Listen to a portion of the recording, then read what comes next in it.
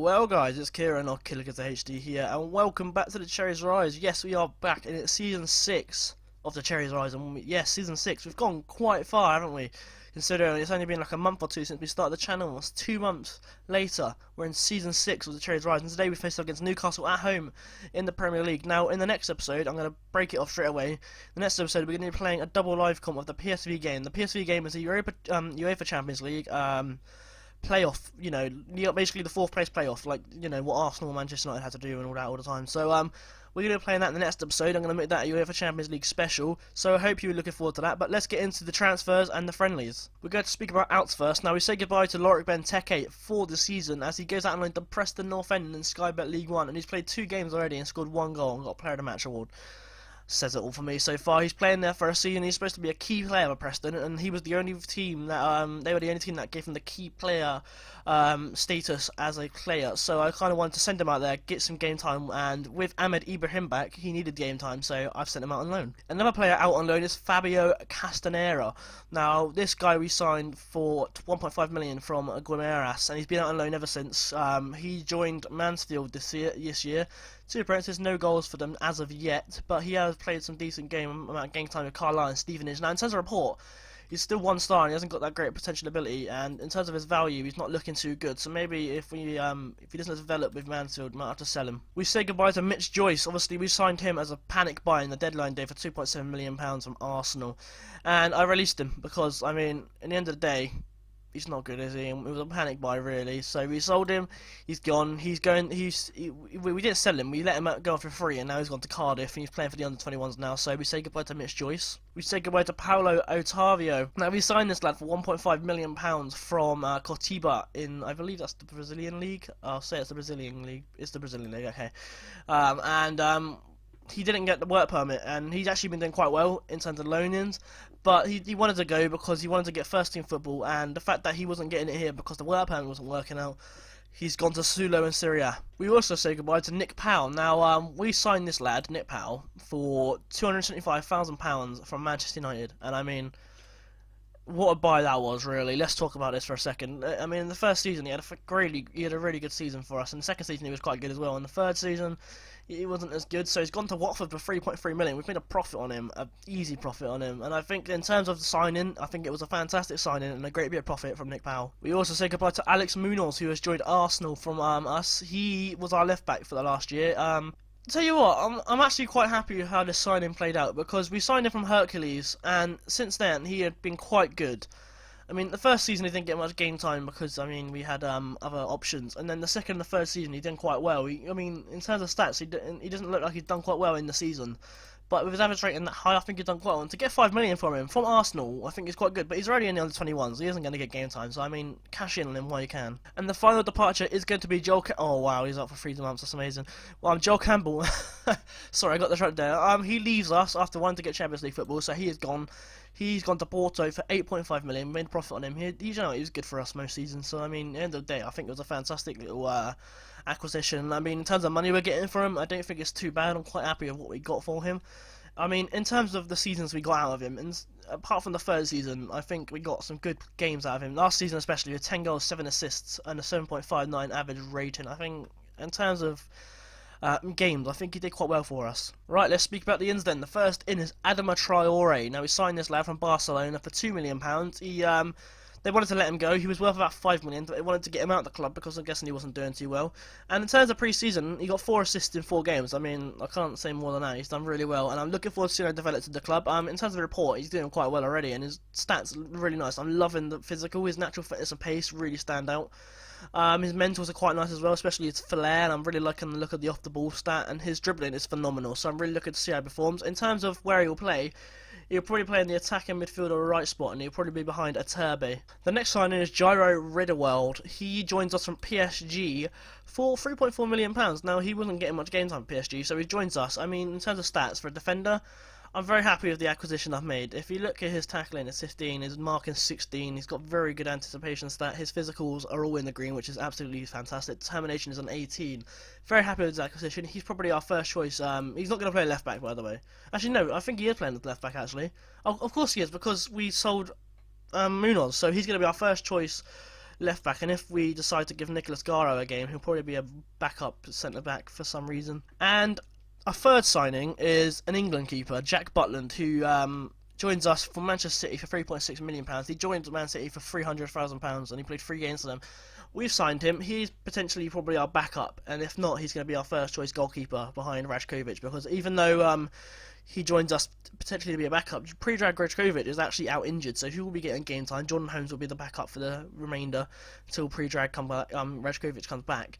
But that's not our final signing. In terms of stats of this lad, anyway, he's got lovely physical stats, and in terms of goalkeeping, he's quite good. So I'm looking forward to see how he develops with us. If he can develop, that'd be great. And our final signing is a very, very expensive one, but I think it's worth it because you see his stats there, 19 finishing, his physicals are absolutely stunning, his mentals are very nice, apart from maybe his positioning, which isn't great. He has 19 finishing, 16 dribbling, 16 crossing, 18 heading, 17 long shots, 17 penalty taking, 17 composure, 18 anticipation. Oh my god! He is amazing. We brought him for Velez for £11 million, and in pre-season he has 2 appearances, one goal. He's so good, guys. I'm not even joking. He is unreal. He is going to be probably our second choice striker behind Harry Kane. If not, maybe our first choice. And Danny Ings will probably drop behind. Danny Ings kind of has to stay for the homegrown training trait. But I'm very happy with the signing. I believe this guy can become a world beater at some point. I mean, 18 appearances for the under-20s in Argentina, 12 goals. And in Velez, he had quite a decent couple of seasons with Velez, and he was playing for Salzburg as well. So, I mean, at the end of the day, I think I've made a really good acquisition there. And that is it then. That's our signings, that's our departures. Not many ins and outs this year. I mean, in terms of money, we haven't spent as much because I'm trying to save a bit because we're actually in a bit of shit with the money. So I'm trying to save a bit. I mean, the only one we kind of spent more on was Marcus Paz, and we've kind of made a bit of profit in basically all our players there that we've sold. And if you compare last season's sendings, 52 million, to this season's, which is 20, I think we've done quite well. And we've only bought 2 more players. So, I mean, at the end of the day, I think we've done quite well. Now, we're going to have a look at the team quickly. Ahmed Ibrahim gains his place in the team. Now, obviously, he went out to Sassuolo last year and got 12 appearances, 1 goal. Didn't play quite well in Italy. He's back for us now. He's going to be probably our third, fourth choice striker behind Danny Ings, Paz, and Harry Kane. If not, I might send him out on loan. I'm not too sure yet. He has potential to be a leading Premier League striker. So, I mean, at the end of the day, he's going to be good. We just kind of need to find a way to place him in the squad. Another player that is wanted, Jack Grealish. Now, obviously, we signed him for a big amount of money from Aston Villa, who got relegated, 27.5 million. And to be fair, I think this buy has been pretty bloody amazing, to be honest. First season, 6 goals, 8 assists, 7.21. And in the third season, he improved on assists and player of match awards. So, I mean, at the end of the day, I'm very happy with this buy. At the end of the day, if Arsenal want him, they're going to have to pay me especially a big amount of money to try and get him off me, because, I mean, at the end of the day, he's been fantastic. Now, you might remember this name, Stephen Nodwell. You might remember him from like a couple of seasons ago. He joined us from the youth academy, and he played 2 appearances in the last couple of seasons. We sent him out on loan to Rotherham. He didn't play him very well at all. I mean, he's not good, but he's the player that's going to be here because of the training trait that we need, you know, the training homegrown thing for Champions League, so he's probably going to be in the side, mainly as just that little backup who basically succeeds that role. And another player that succeeds that role as a homegrown training trait is Steve Reynolds. He is actually only just got here, basically. His report's okay. He's probably, actually, you know what, to be honest, this is the best youth player we've had in years, and that's saying something because how bad this youth academy is at Bournemouth. He's an attacking midfielder. He's just going to be one that gets the homegrown trait of training.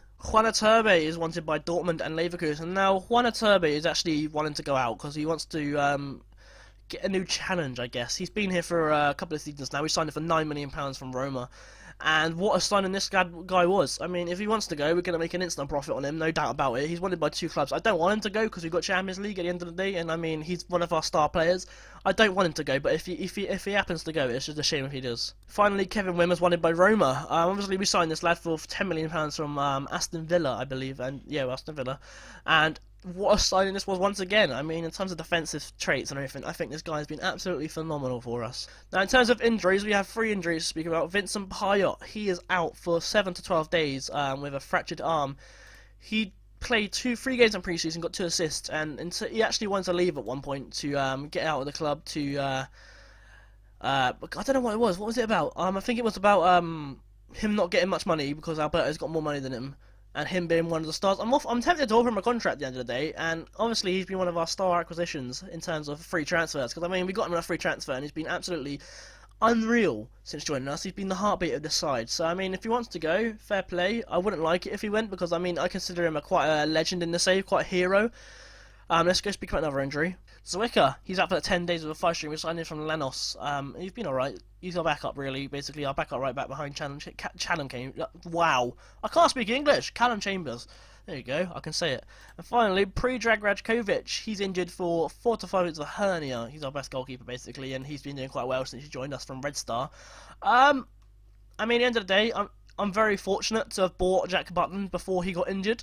So, I mean, at the end of the day, I think we're quite fortunate for that, and hopefully, as time progresses on, Jack Butland and Predrag Radkovic can kind of cooperate and have a rotation option in the terms of playing in goal. Now, in terms of pre-season, I tell you what, I think we had a fantastic pre-season, to be honest. We went away to Norwich in the first game of pre-season, we won 1-0, Aaron Questwell scoring an own goal for us. In the second game, we decided to take a tour of Holland, and we won all our games. First off, we won 2-0 away at Rijnsburg's boys. Randerberg with an own goal in the 65th minute, and Riderwald with a goal in the 69th. In the next game, we went to Holland, Hollandia, and we won 6-0. Dan Crowley with a goal, Mario Alvarez with a brace, Danny Ings and Demont and Ibrahim Gavin goals a goal. In the next game, we went away to Lissy, and we won 7-1. They did get actually a goal in this game, which is quite annoying. Callum Chambers got a goal, Harry Kane got 4 goals, Ridwell got a goal, Grealish got a goal. They did get a goal back though. And the next game we were at home to Real Madrid and we lost 1-0. Cristiano Ronaldo still playing, bloody hell. Yeah, he's still playing. He scored to give to Real Madrid the win. I said Manchester United. I'm so confused. And then we decided to take a little tour of Argentina, and we went away to Boca Juniors and we won 3-2, and I think a fantastic result. Grealish with a brace, and Harry Kane with one of the goals. Hector Russo and Vadala, there you go, I nearly said it, scoring Boca Juniors to go. And then we went away to Independiente, obviously we know them from around the world. We won 1-0. Quintero did get sent off, but Paz did managed to get the goal for us. I mean, it was a good result. And the final friendly we played was against SK Rapid Wien, and we won 3-0. Ahmed Ibrahim with a hat-trick. But that's all we got then. The transfers are done, the friendlies are done, the squad's done. Who wanted, who's not done. Let's get into this game against Newcastle then. It's a big game. It's our first game of the season at home. I'm very excited for the prospect of maybe challenging for top 4 once again. Let's do a quick pick to see who the assistant manager picks. We've actually got a new formation to try out this year, a 3-1-3-1-2. It's a very unique formation that I haven't used before. 3 defenders obviously and DM, and 3 midfielders, an attacking midfielder and 2 strikers for the first time in this save I believe. So I'm looking forward to seeing how that does. I'm probably going to use that at home at one point, but I'm not going to use it today. They want to play Stephen Nodwell. That's quite scary. No, we're playing Luis Alberto, mate. That's a bit of a weird one. That's quite weird. No, what am I doing? Quintero can play right there, yeah, and then we play Demont, right? Okay, right, this is getting a bit confusing. Give me a second, I'm going to start the side. Right, the side's sorted now then. Jack Butland in goal, Chambers on right back, Danny Bath and Kevin Wimmer in the middle of the defence. Gyro Redwell getting his debut on the left back spot, Crowley in the ball winning midfielder spot with Quintero in the deep line playmaker. We've got Traore on the right, Grealish on the left, Demont in the middle, and Paz starting up front for his debut, as well as Traore getting a debut. On the bench, we've got Jordan Holmes, Steve Cook, Nicolas Garo, who we finally getting his debut for the club. We've got Luis Alberto, Mario Alvarez, Juan Turbe, Harry Kane. Perlo misses out due to fitness and him still not wanting to go because he's like 40 years old and doesn't want to leave yet. Danny Ings is not playing yet because, I mean, at the end of the day, he's not good enough. Ibrahim, he's just going to be on the bench of reserves because I can't fit him on the side. Carballo, yeah, he can't fit in. Nodwell and Reynolds because they're bad and they're here for Champions League. But let's get in to see the Newcastle side. So here is the Newcastle side, and they've got Immobile up front with Shakir on the left, Cabello on the right with Sissoko and, oh wow, Ozjakup. I'm going to say it's Ozjakup. And Colback is playing as well. And they've got Radu on the left back spot, so Avaris on the right. Akori and Manolas in the centre back spot for crewing goal still. They got Wally on the bench. Wally. Sorry, I'm confused now. Anita, Berahino, Reyna, Giovinco, Brendan Galloway, and Andre Carrillo. Now let's get into this game then and see if we can pick up a very good win against Newcastle. We kick off this game at home. It's our first game in the season in the Premier League. Can we challenge for the title potentially? Can we just get our Champions League spot underway? Let's go and have a look. Jack Butland with the goal kick. Tries to get to Traore. Danny Bath to Dos Demont, who's going to work around the ball, and he's going to pass it to Traore. Traore to Jack. Oh, Paz! That was a big chance to make it 1-0, my son. 32 minutes in, Chambers with the throw into Marcus Paz. Paz is going to get tackled by Manolos, and Traore gathers it. puts it back to Paz, who's going to work it into Jostamont. That's 1-0, and what a lovely team goal that was. Jostamont gets his first goal of the season and the first goal of Bournemouth season to make it 1-0 to Bournemouth. Come on. Traore passes it to Paz, who was on the ball earlier. Paz puts it in the box. Jostamont on the volley. Lovely goal. 1-0 Bournemouth. And that's half time. Apart from the goal, it's been quite a lackluster first half. No highlights at all. But in terms of who's been doing quite well, Chambers is doing alright, isn't he? Domont's doing quite well. Traore's impressed me as well. I'm going to say exactly what the thing is saying right here. Things are going quite well, but I know you're capable of better. I think we are capable of better. Let's get to the second half then. Radu to Sissoko. Newcastle have a chance here. Immobile, who passes it off to Sissoko. Can we get a tackle in? Newcastle on the break here. Great tackle by Chambers. Bath clears it. Colback to Sissoko. Immobile. Giovinco. It's 1-1. That's there. I guess the chance of the game, really. We dropped down to 8 apparently. So we look at this goal. Colback puts it to Sissoko, who puts a lovely ball to Immobile, who gets fouled, really. Let's say that. Either dive or foul, and then Giovinco runs in, gets a goal. It's 1-1. Second change of the game here in the 74th minute. We're going to bring off Jack Grealish and bring on Ariel Alvarez, and then it looks like we could have not bringing off centre back at some point as well. Come on, we need a goal. Can we get a goal, please? I mean, I'm going to go high tempo and see if we can get a goal. 83 minutes here, and we're not doing well now. It's just a case of probably seeing out this draw now, because at the end of the day, we're not doing well. Alberto's going to come off.